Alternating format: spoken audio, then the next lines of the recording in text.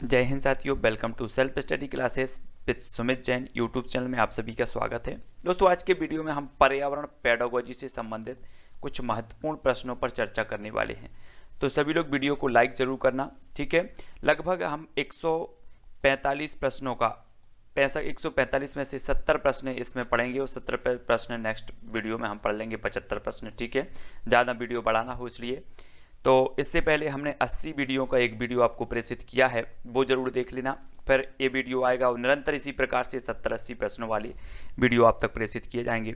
तो दोस्तों, आपको चैनल को सब्सक्राइब कर लेना है। पेडागोजी से संबंधित भी महत्वपूर्ण और लाइव क्लासें भी आपकी आ रही हैं, तो एक बार चैनल पर जाकर विजिट करें। बहुत सारी लाइव क्लासें आती हैं, 2:30 बजे आपकी शिक्षा शास्त्र और भी क्लासें आती हैं, तो सभी क्लासों को देखें। टेलीग्राम ग्रुप से अवश्य जुड़ें। टेलीग्राम ग्रुप से जुड़ने के लिए आपको टेलीग्राम ऐप डाउनलोड करना है, फिर उसमें सर्च करना है IAS स्टडी ट्रैक, ठीक है, और ज्वाइन हो जाना है। आज का पहला आपका प्रश्न है, वो क्या है दोस्तों? आपको है कि पर्यावरण शब्द मिलकर बना है, तो किससे बना है? अब हमारे पास 4 जो है विकल्प हैं: परिधन आवरण, पर्याधन वर्ण, या फिर पर्याय धन आवरण, या परिधन अनावरण। तब हमें उत्तर बताना होता है। सभी लोग उत्तर बताएंगे। 4 विकल्पों में से एक का चयन करना होता है, तो 4 में से एक का चयन करो। उत्तर क्या हो जाएगा इसका? इसका सही उत्तर हो जाएगा दोस्तों परिधन आवरण, यानी जो विकल्प नंबर 1 है वो इसका सही होगा। पर्यावरण शब्द मिलकर बना है परिधन आवरण से, ए नंबर आपका सही हो जाएगा।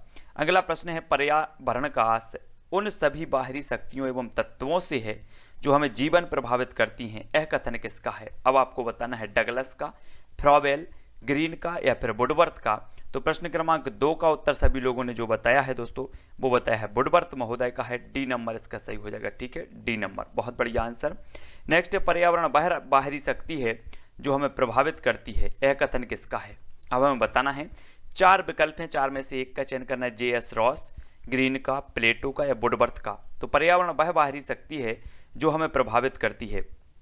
प्रश्न क्रमांक 3 का जो उत्तर हो जाएगा JS रॉस महोदय का, ए नंबर इसका बिल्कुल सही होगा, ठीक है, बहुत बढ़िया। भूपृष्ठ की समस्त प्राकृतिक दशाओं को पर्यावरण में सम्मिलित किया है। मैकाइवर ने, JS रॉस ने, ली ने, या फिर ग्रीन ने। तो किसने किया है? 4 का उत्तर हमें बताना है। भूपृष्ठ की समस्त प्राकृतिक दशाओं को पर्यावरण में सम्मिलित किया है, तो किसने किया है? जल्दी से उत्तर बताएंगे। प्रश्न क्रमांक 4 का हो जाएगा ए, यानी मैकाइवर ने। मैकाइवर ने इसका सही हो जाएगा, ठीक है, बहुत बढ़िया। आप लोग उत्तर जरूर बताते जाएं। 4 विकल्पों में से एक का चयन अगर आपसे बनता है तो पर्यावरणीय अध्ययन की प्रकृति को स्वीकार किया जाता है। अध्ययन की प्रकृति को स्वीकार किया जाता है कला के रूप में, विज्ञान के रूप में, ए बी दोनों के रूप में, या गणित के रूप में। तब प्रश्न क्रमांक 5 का उत्तर सभी लोग बताएंगे। प्रश्न क्रमांक 5 का आपका जो उत्तर हो जाएगा दोस्तों, वो हो जाएगा ए एवं बी दोनों के रूप में पर्यावरणीय अध्ययन की प्रकृति को स्वीकार किया जाता है। तो सी नंबर आपका सही हो जाएगा। अगला क्वेश्चन है, पर्यावरण में प्रमुख रूप से सम्मिलित किया जाता है, तो किससे सम्मिलित किया जाता है? 6 नंबर का आपको उत्तर बताना है। प्राकृतिक व्यवस्था को, आर्थिक व्यवस्था को, राजनीतिक व्यवस्था को, या आध्यात्मिक व्यवस्था को। तब आपका उत्तर क्या होगा? प्रश्न क्रमांक 6 का जो आपको उत्तर बताना है वो क्या हो जाएगा? इसका उत्तर होगा दोस्तों ए, यानी कि प्राकृतिक व्यवस्था को। ए नंबर आपका सही हो जाएगा। अगला क्वेश्चन है, पर्यावरणीय अध्ययन की सामग्री प्रमुख रूप से संबंधित है विज्ञान से, अर्थशास्त्र से, राजनीति शास्त्र से, या फिर गणित से। तो 7 का उत्तर बताना है, तो 7 का उत्तर होगा विज्ञान से। पर्यावरणीय अध्ययन की सामग्री प्रमुख रूप से संबंधित है तो विज्ञान से, यानी विकल्प नंबर जो ए है वो आपका सही होगा। अगला प्रश्न देख लेते हैं, पर्यावरणीय अध्ययन प्रमुख रूप से संबंधित है, तो प्रश्न क्रमांक 8 का उत्तर बताना है।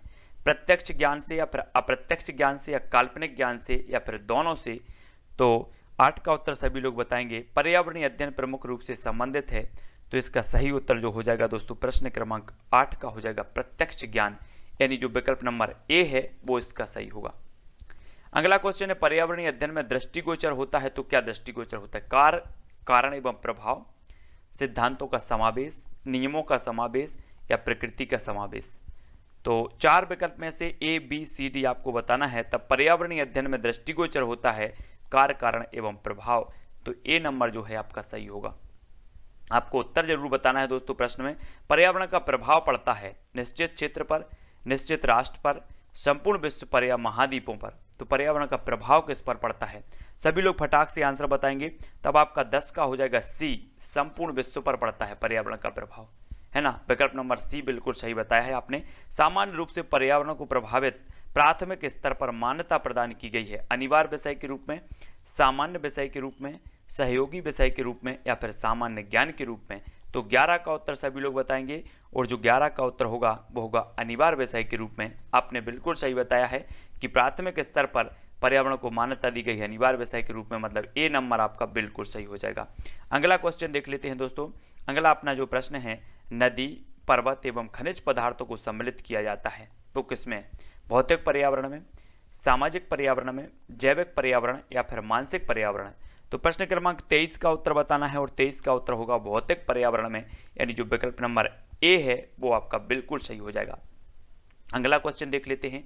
भौतिक पर्यावरण संबंधी शक्तियों को विभाजित किया गया है 2 भागों में, 3 भागों में, 4 भागों में या फिर 5 भागों में। भौतिक पर्यावरण संबंधी शक्तियों को विभाजित किया गया है तो कितनी शक्तियों में विभाजित किया गया है? प्रश्न क्रमांक 24 का हमें उत्तर बताना है। तब 24 का सभी लोगों ने जो उत्तर बताया है दोस्तों वो क्या बताया? वो बताया है 2 भागों में, यानी कि जो विकल्प नंबर ए है वो इसका सही हो जाएगा। ठीक है, उससे पहले दोस्तों हम ये जो प्रश्न है अपने को छूट गए हैं इनको देखेंगे, फिर वहां के प्रश्नों को देख लेंगे। ठीक है, ये प्रश्न देखो, पर्यावरणीय अध्ययन में विश्वास व्यक्त किया जाता है किसके ऊपर? संतुलन एवं संरक्षण में, प्रदूषणों में, प्राकृतिक संसाधनों में या सामाजिक संसाधनों में। तब प्रश्न क्रमांक 12 का उत्तर हमें बताना है। जल्दी से सभी लोग उत्तर बताएंगे क्या होगा। इसका सही उत्तर होगा पर्यावरणीय अध्ययन में विश्वास व्यक्त किया जाता है संतुलन एवं संरक्षण में। ए नंबर आपका बिल्कुल सही होगा। पर्यावरणीय अध्ययन में सम्मिलित किया जाता है जीव जंतु एवं मानव व्यवहार का अध्ययन, प्राकृतिक संसाधनों का अध्ययन, ए एवं बी दोनों या आर्थिक व्यवहार का अध्ययन।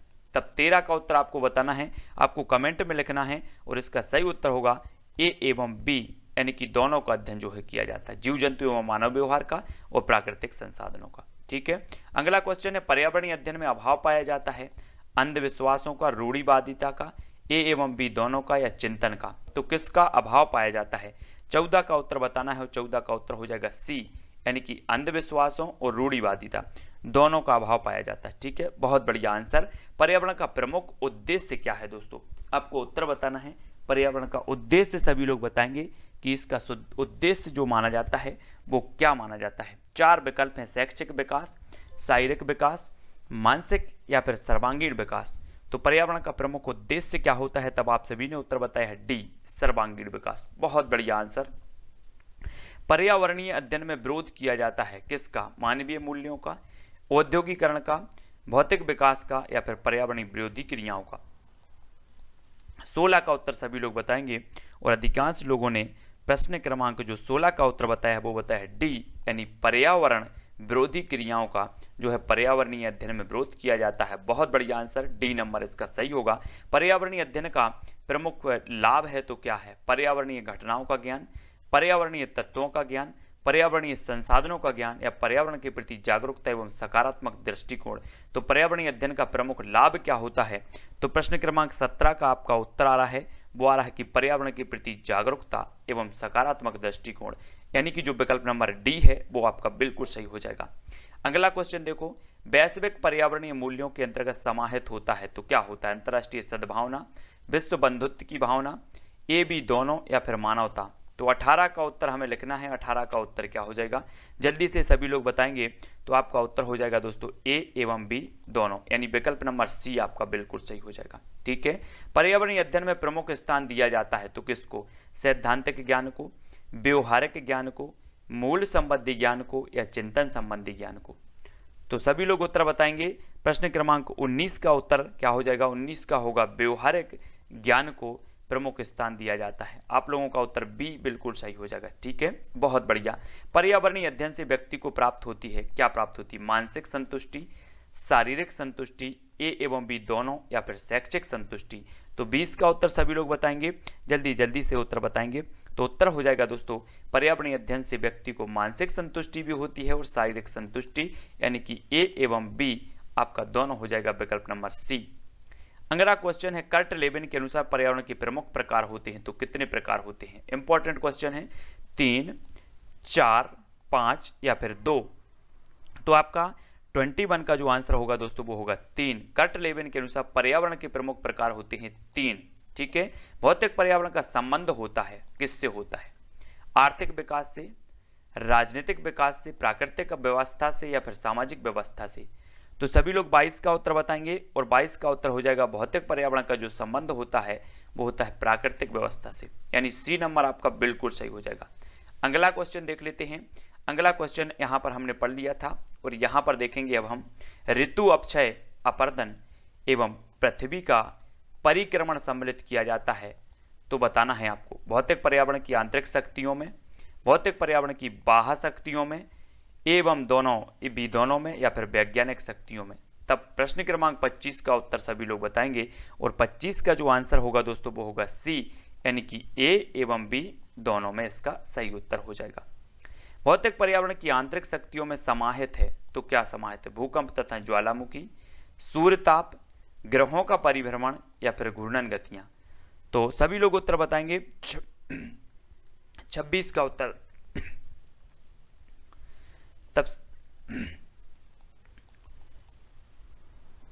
तब सही जो उत्तर हो जाएगा वो क्या होगा? वो होगा भूकंप तथा ज्वालामुखी, यानी कि विकल्प नंबर जो ए है वो आपका सही हो जाएगा। बहुत बढ़िया आंसर। मौसम एवं जलवायु को भौतिक पर्यावरण के कौन से तत्व में समाहित किया जाता है? 27 का उत्तर हमें बताना है। मौसम एवं जलवायु को भौतिक पर्यावरण के कौन से तत्व में समाहित किया जाता है? भाववाचक तत्वों में, भौतिक तत्वों में, जैविक तत्वों में या फिर कर्मवाचक तत्वों में। 27 का उत्तर बताना है और सभी लोगों ने उत्तर बताया है भौतिक तत्वों में, यानी जो विकल्प नंबर बी है वो आपका बिल्कुल सही हो जाएगा। जैविक पर्यावरण में प्रमुख रूप से समाहित किया जाता है। तो जैविक पर्यावरण और अजैविक पर्यावरण सभी लोग जानते हैं कि जैविक और अजैविक जो होते हैं वो पर्यावरण के घटक माने जाते हैं, तत्व माने जाते हैं। तो जैविक पर्यावरण में प्रमुख रूप से समाहित किया जाता है जीव जंतुओं को, वनस्पतियों को, ए बी दोनों को या समुद्री लहरों को। तब 28 का आंसर क्या हो जाएगा? इसका उत्तर होगा दोस्तों ए एवं बी दोनों, यानी सी नंबर आपका बिल्कुल सही होगा। जैविक पर्यावरण में प्रमुख रूप से अध्ययन किया जाता है, तो किसका किया जाता है? मानव का, मानव के प्रति व्यवहार का, मानव एवं जीव जंतुओं के मध्य अंतर संबंधों का, मानवीय मूल्यों का या फिर नैतिक मूल्यों का। तो 29 का सभी लोग उत्तर बताएंगे और 29 का यानी कि 29 का जो आपका आंसर हो जाएगा वो क्या होगा? वो हो जाएगा दोस्तों मानव एवं जीव जंतुओं के मध्य अंतर संबंधों का, यानी बी नंबर आपका बिल्कुल सही हो जाएगा। अगला क्वेश्चन है मनोसामाजिक पर्यावरण का प्रमुख संबंध होता है, तो क्या? आर्थिक क्षेत्र से, मानसिक क्षेत्र से, सामाजिक क्षेत्र से, बी एवं सी दोनों से। तो 30 का उत्तर सभी को बताना है और 30 का जो आपका उत्तर होगा कि बी एवं सी, यानी कि सामाजिक क्षेत्र से भी और मानसिक क्षेत्र से भी। तो डी नंबर आपका बिल्कुल सही होगा। नेक्स्ट है पारिस्थितिकी प्राणियों एवं प्रकृति के मध्य अंतःक्रिया का वैज्ञानिक अध्ययन है जो प्राणियों की पर्याप्तता एवं वितरण विस्तारण निर्धारित करती है। यह कथन किसका है? सीजे क्रेप्स का, ग्रीन का, मैक का या फिर क्लार्क का। 31 का आंसर बताना है। तो अधिकांश लोगों ने जो उत्तर बताया है वो क्या बताया है? वो बताया ए, यानी कि सीजे क्रेप्स का। बहुत बढ़िया आंसर, ए नंबर इसका सही होगा। महासागर एवं तालाब का पारिस्थितिकी तंत्र होता है। महासागर और तालाब का समान, असमान, सामान्य या फिर असामान्य। तो 32 का आंसर सभी लोग बताएंगे और 32 का जो आपका आंसर हो जाएगा दोस्तों वो हो जाएगा असमान, यानी बी नंबर आपका बिल्कुल सही होगा। नेक्स्ट बात कर लेते हैं पारिस्थितिकी तंत्र का प्रमुख उद्देश्य है, तो क्या है? प्राकृतिक संतुलन, स्वयं का संतुलन, जैविक संतुलन या फिर ए बी दोनों। तो 33 का आंसर बताना है और 33 का जो आपका आंसर हो जाएगा वो क्या हो जाएगा? वो होगा सी, यानी कि प्राकृतिक संतुलन भी और स्वयं का संतुलन भी, है ना। बहुत बढ़िया। अगला देख लेते हैं। अगले जो अपने प्रश्न हैं उसके बारे में हम चर्चा करेंगे, है ना। वो है जल एवं विभिन्न प्रकार की गैसों को सम्मिलित किया जाता है जैविक तत्वों में, अजैविक तत्वों में, मिश्रित तत्वों में या फिर भौतिक तत्वों में। तो 34 का आंसर क्या हो जाएगा दोस्तों? सभी को बताना है, सभी को वीडियो को लाइक जरूर कर देना है। अजैविक तत्वों में, ठीक है। और सभी लोग कमेंट में जरूर उत्तर लिखेंगे। इसका उत्तर हो जाएगा अजैविक तत्वों में, यानी बी नंबर आपका जो है वो सही हो जाएगा। उत्पादक जीवधारी से आश्रित होता है, क्या होता है? पौधों से, वनस्पतियों से, वन्य जीवों से जो अपना भोजन स्वयं तैयार करते हैं उनसे। तो 35 का उत्तर बताना है। उत्पादक जीवधारियों से आश्रित होता है तो क्या होता है? जल्दी से सभी लोग उत्तर बताएंगे। उत्तर जो आपका हो जाएगा दोस्तों वो हो जाएगा डी, यानी कि जो अपना भोजन स्वयं तैयार करते हैं वो क्या कहलाते हैं? उत्पादक कहलाते हैं। याद रख लेना, है ना। प्राथमिक उपभोक्ता के अंतर्गत सम्मिलित किया जाता है। प्राथमिक उपभोक्ता आप लोग जानते होंगे, और प्राथमिक उपभोक्ता के अंतर्गत जो सम्मिलित किया जाता है वो किया जाता है खरगोश एवं हिरण को और भैंस एवं बकरी को, यानी कि विकल्प नंबर जो सी है वो आपका सही होगा, है ना।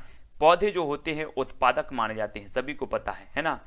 और जो खरगोश एवं हिरण है या भैंस या बकरी, ये पौधे को खाते हैं, मतलब ये प्राथमिक उपभोक्ता है। मानव को किस वर्ग का उपभोक्ता माना जाता है? सभी लोग उत्तर बताएंगे, तो उत्तर क्या हो जाएगा? मानव को किस वर्ग का उपभोक्ता माना जाता है? प्रथम, द्वितीय, तृतीय या फिर चतुर्थ? 37 का आंसर सभी को बताना है, सभी लोग उत्तर बताएंगे। क्या हो जाएगा? फटाक से उत्तर बताना है, और इसका सही उत्तर होगा द्वितीयक। द्वितीयक उपभोक्ता माना जाता है मानव को, याद रख लेना। और मानव क्या है? सर्वाहारी है। मानव जो होता है वो सर्वाहारी होता है, ये चीज भी सभी को पता है, ठीक है, बहुत बढ़िया। तृतीय वर्ग के उपभोक्ता होते हैं, कौन होते हैं? शाकाहारी, मांसाहारी या फिर ए बी दोनों या इनमें से कोई नहीं। तो 38 का आंसर सभी लोग बताएंगे, और आपका उत्तर होगा कि तृतीय वर्ग के उपभोक्ता होते हैं मांसाहारी, यानी जो विकल्प नंबर बी है वो आपका बिल्कुल सही हो जाएगा। अगला क्वेश्चन देख लेते हैं। विघटक जीवधारी के अंतर्गत सम्मिलित किया जाता है, तो क्या किया जाता है? चूहा, नेवला, बाज या फिर जीवाणु या कवक? तब आपका उत्तर क्या हो जाएगा? 39 का उत्तर बताना है, और 39 का आपका उत्तर होगा डी, यानी कि जीवाणु एवं कवक, ठीक है। अगला क्वेश्चन है, सामान्य रूप से पारिस्थितिकी तंत्र में घटकों की संख्या होती है, तो पारिस्थितिकी तंत्र में कितने घटकों की संख्या कितनी होती है? तब 40 का उत्तर आपको बताना है, और 40 का जो उत्तर हो जाएगा वो हो जाएगा 4, यानी कि विकल्प नंबर जो ए है वो आपका बिल्कुल सही होगा, ठीक है। अपूर्ण पारिस्थितिक तंत्र में अभाव होता है, तो काय का अभाव होता है? जैविक पदार्थों का, उपभोक्ता जीवधारी का, उत्पादक जीवधारी का, या किसी एक या सभी का? तो 41 का उत्तर क्या हो जाएगा? अपूर्ण पारिस्थितिक तंत्र में अभाव होता है तो वो होता है किसी एक या फिर सभी का, तो डी नंबर इसका सही होगा। स्वयं समर्थ पारिस्थितिकी तंत्र की विशेषता होती है, तो बताना है। 42 का आंसर बताना है। संतुलन स्थापित करने की क्षमता, संरक्षण स्थापित करने की क्षमता, असंतुलन स्थापित करने की क्षमता या फिर व्याख्या करने की क्षमता? तो 42 का आंसर सभी को बताना है, तो 42 का आंसर क्या हो जाएगा? ए, यानी कि संतुलन स्थापित करने की क्षमता, ए नंबर आपका सही होगा। अगला क्वेश्चन है, पारिस्थितिकी तंत्र को असंतुलित करने में प्रमुख भूमिका होती है। असंतुलित करने में प्रमुख भूमिका किसकी होती है? मानव की, वन्य जीवों की, प्राकृतिक आपदाओं की या प्राकृतिक अवस्थाओं की? तब मुख्य भूमिका हमें बताना है, तो मुख्य भूमिका होती है दोस्तों मानव की, यानी विकल्प नंबर जो ए है वो आपका बिल्कुल सही हो जाएगा। अगला क्वेश्चन देख लेते हैं। विकृत पारिस्थितिकी तंत्र में होता है, तो क्या होता है? 44 का उत्तर बताना। उत्पादक जीवधारियों का अभाव, उपभोक्ता जीवधारियों का अभाव, ए एवं बी दोनों? तो 44 का आंसर सभी को बताना है। आपका उत्तर जो हो जाएगा वो क्या होगा? वो होगा उत्पादक एवं उपभोक्ताओं के समान अनुपात में कमी या वृद्धि, ये पारिस्थितिक तंत्र में होता है। डी नंबर आपका सही होगा। 44 का आपका डी सही हो जाएगा, ठीक है, बहुत बढ़िया। आगे के देख लेते हैं और प्रश्न। हमें बताना है कि पर्यावरण के अवयव या पृथ्वी मंडल को विभाजित किया गया है कितने भागों में? पर्यावरण के अवयव या पृथ्वी मंडल को विभाजित किया गया है 4, 5, 3 या फिर 2? तो आपको पता होनी चाहिए दोस्तों, 45 का जो आपका उत्तर हो जाएगा वो हो जाएगा ए, यानी 4 भागों में विभाजित किया गया है। अगला क्वेश्चन, स्थल मंडल के अंतर्गत सम्मिलित किया जाता है चट्टान एवं मिट्टी, हिमनद, मीठा जल या फिर खनिज पदार्थ? तो स्थल मंडल के अंतर्गत किसे सम्मिलित किया जाता है? तब 46 का आंसर बताया है चट्टान एवं मिट्टी को, यानी विकल्प नंबर ए आपका बिल्कुल सही होगा। अगला क्वेश्चन है, भूमिगत जल को सम्मिलित किया जाता है स्थल मंडल में, जल मंडल में, जैव मंडल में? तो किस में सम्मिलित किया जाता है? 47 का उत्तर बताना है, और 47 का जो आंसर होगा वो होगा बी, यानी कि जल मंडल में भूमिगत जल को सम्मिलित किया जाता है। बहुत बढ़िया आंसर, बी नंबर इसका सही होगा। महासागरों द्वारा पृथ्वी के कुल धरातलीय भाग को आच्छादित किया गया है, तो कितने भाग को आच्छादित किया गया है महासागरों द्वारा? 48 का बताना है 70.8%, 71.8%, 77.8% या 78.8%? तब आपका 48 का जो आंसर हो जाएगा वो क्या होगा, 48 का होगा 78.8%। बहुत बढ़िया आंसर, बिल्कुल सभी लोगों को आंसर बताते जाना है। महासागरों में सबसे बड़ा महासागर कौन सा है 49 का, प्रशांत महासागर, अटलांटिक महासागर, हिंद महासागर या इनमें से कोई नहीं। तो जल्दी से बताओ महासागरों में जो सबसे बड़ा महासागर होता है वो कौन सा होता है। तो सभी को पता होनी चाहिए प्रशांत महासागर, यानी कि विकल्प नंबर जो ए है वो आपका सही होगा। वायुमंडल में सम्मिलित किया जाता है किसे, विभिन्न गैसों को, सूर्य के प्रकाश को, चंद्र ग्रहण के प्रभाव को या सूर्य ग्रहण के प्रभाव को। 50 का आंसर बताएंगे, सभी लोगों को बताना है। तो ये किया जाता है विभिन्न गैसों को, यानी ए नंबर जो है वो आपका बिल्कुल सही होगा। जैवमंडल की खोज किसने की थी, 51 का आंसर बताना है। एडवर्ड सुयस ने, वुडवर्थ ने, ग्रीन ने या फिर ली ने। तो जैवमंडल की जो खोज की थी वो किसने की थी, 51 का आंसर क्या होगा, एडवर्ड सुयस, यानी विकल्प नंबर ए जो है वो इसका सही होगा। जैवमंडल में सम्मिलित किया जाता है तो किसे सम्मिलित किया जाता है, 52 का आंसर बताना है। जीव जंतु एवं वनस्पतियों को, खनिज पदार्थों को, विभिन्न जल संसाधनों को या भूगर्भीय जल को। 52 का सभी लोगों ने जो आंसर बताया है जीव जंतु एवं वनस्पतियों को, यानी कि ए नंबर जो है वो आपका बिल्कुल सही होगा। भारत में वनों का लगभग क्षेत्र है तो बताना है 560 lakh hectare, 576 lakh hectare, 680 lakh hectare या 890 लाख हेक्टेयर। तो भारत में वनों का क्षेत्रफल कितना माना जाता है, तब आपका उत्तर हो जाएगा 560 लाख हेक्टेयर, यानी विकल्प नंबर ए जो है वो आपका बिल्कुल सही होगा। अगला क्वेश्चन है, पर्यावरण संवर्धन के लिए चिपको आंदोलन को प्रारंभ किया किसने किया, कहां पर किया गया, टिहरी गढ़वाल में, नैनीताल में, पिथौरागढ़ में या फिर देहरादून में। तो 54 का आंसर बताना है और सभी लोग बताएंगे। तो इसका जो आंसर हो जाता है दोस्तों वो क्या हो जाता है, टिहरी गढ़वाल में, यानी जो विकल्प नंबर ए है वो आपका सही होगा। अगला क्वेश्चन है, सुंदरलाल बहुगुणा का संबंध है पर्यावरण संवर्धन से, पारिस्थितिकी संतुलन से, पर्यावरणीय घटकों से या पर्यावरणीय मूल्यों से। तो 55 का आंसर सभी लोगों को बताना है और 55 का जो आंसर हो जाएगा वो हो जाएगा पर्यावरणीय संवर्धन से। अगला क्वेश्चन है, NBA का प्रमुख संबंध है तो किससे है, 56 का आंसर सभी को बताना है। उत्तर हो जाएगा क्या हो जाएगा, खनिज पदार्थ संवर्धन से, जलीय संसाधन के संवर्धन से या फिर और भी अपने पास विकल्प हैं, कौन से हैं, एक दो विकल्प हैं, वायु प्रदूषण से या फिर वन संसाधनों के संवर्धन से। तब आपका जो आंसर होगा दोस्तों वो क्या होगा, वन संसाधनों के संवर्धन से, डी नंबर आपका सही होगा। अगला क्वेश्चन देख लेते हैं, पर्यावरणीय संवर्धन संबंधी आपका आंदोलन का संबंध है तो किससे है, सभी लोग बताएंगे। 57 का जो आंसर हो जाएगा वो क्या होगा, वो होगा मध्य प्रदेश एवं दक्षिण भारत से, ठीक है, ए नंबर इसका सही होगा। नेक्स्ट है, पर्यावरण संरक्षण अधिनियम 1986 में अध्यायों की संख्या कितनी है, मोस्ट इंपॉर्टेंट है, 58 का उत्तर बताना है। तब 58 का आंसर होगा 4, अध्यायों की संख्या कितनी है, 4 है। पर्यावरण संरक्षण अधिनियम 1986 में उपनियमों की संख्या कितनी है, 59 का उत्तर सभी लोगों को बताना है। 86 में उपनियम कितने हैं, तो 59 का सभी लोग उत्तर बताएंगे और जो 59 का उत्तर हो जाएगा 26 उपनियम है, ठीक है। 1986 के जो अधिनियम है इसमें 4 अध्याय हैं और 26 उपनियम हैं, याद रख लेना। पर्यावरण संरक्षण अधिनियम 1986 लागू हुआ था, कब हुआ था, 60 का उत्तर सभी को बताना है, कब लागू हुआ था। 4 विकल्प हैं और 4 में से एक का चयन करना है और सभी लोग जो उत्तर बता रहे हैं वो क्या बता रहे हैं, वो बता रहे हैं 23 मई 1986 को, यानी विकल्प नंबर जो बी है वो इसका सही हो जाएगा।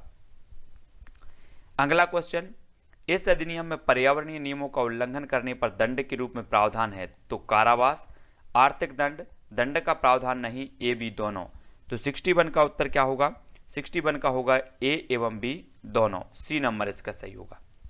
पर्यावरण संरक्षण का अधिनियम 1986 में परिवर्तन एवं नवीन नियमों को प्रस्तुत किया जाएगा तो प्रधानमंत्री के समक्ष, पर्यावरण मंत्री के समक्ष, राष्ट्रपति के समक्ष या संसद के समक्ष। तो 62 का सभी लोगों को उत्तर बताना है, तब आपका उत्तर होगा संसद के समक्ष, यानी कि डी नंबर जो है वो आपका बिल्कुल सही होगा।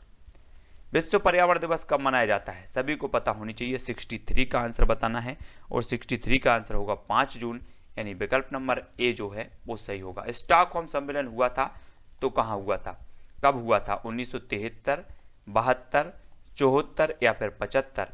तो 64 का आंसर बताना है, सभी लोग बताएंगे। आपका जो उत्तर हो जाएगा दोस्तों वो होगा 1972, यानी विकल्प नंबर जो बी है वो इसका सही माना जाएगा। बाघ परियोजना का प्रारंभ हुआ था, बाघ परियोजना कब प्रारंभ हुई थी, सन 1972 में, 1973, 1975 या 1986। तब 65 का सभी लोगों को उत्तर बताना है और 65 का जो उत्तर हो जाएगा वो हो जाएगा 1973। बहुत बढ़िया आंसर। बाघ परियोजना का प्रमुख उद्देश्य क्या था, 66 का आंसर आपको बताना है। बाघ परियोजना पारिस्थितिकी संतुलन, पर्यावरण संतुलन, बाघ संरक्षण या फिर वन्यजीव संरक्षण। 66 का सभी लोग आंसर बताएंगे और 66 का आंसर होगा बाघ संरक्षण, यानी विकल्प नंबर सी जो है इसका सही होगा। अगला क्वेश्चन देखेंगे दोस्तों, सलीम अली फेलोशिप एवं कैलाश सांकला फेलोशिप प्रदान की जाती है तो किस क्षेत्र में, 67 का उत्तर हमें बताना है। तब आपका उत्तर क्या हो जाएगा दोस्तों, इसका उत्तर होगा वन्यजीव संरक्षण के लिए जो है की जाती है, यानी विकल्प नंबर जो बी है वो इसका सही होगा। दोस्तों आज की वीडियो के लिए 67 प्रश्न बस, ठीक है। नेक्स्ट वीडियो अपना होगा उसमें बहुत सारे प्रश्नों को समाहित किया जाएगा। इससे पहले के 80 प्रश्न आप जरूर देखें पेडागोजी संबंधित, है ना, और ये निरंतर सीरीज चल रही है तो आप रोज देखेंगे, ठीक है। और बहुत ही बढ़िया प्रश्न हैं जो आप तक प्रेषित किए जा रहे हैं। और दोस्तों वीडियो को जो है लाइक जरूर करना है और कमेंट में बताना है कि आपको वीडियो कैसा लगा। और जो भी साथी अभी तक टेलीग्राम ग्रुप में नहीं जुड़ पाए हैं वो टेलीग्राम ग्रुप में जुड़े। टेलीग्राम ग्रुप में जुड़ने के लिए आपको टेलीग्राम ऐप डाउनलोड करना है और उसमें सर्च करना है IAS स्टडी ट्रिक और ज्वाइन हो जाना है, ठीक है। तो आज की वीडियो के लिए बस इतना ही। वीडियो को अपने मित्रों तक शेयर जरूर करें। जय हिंद।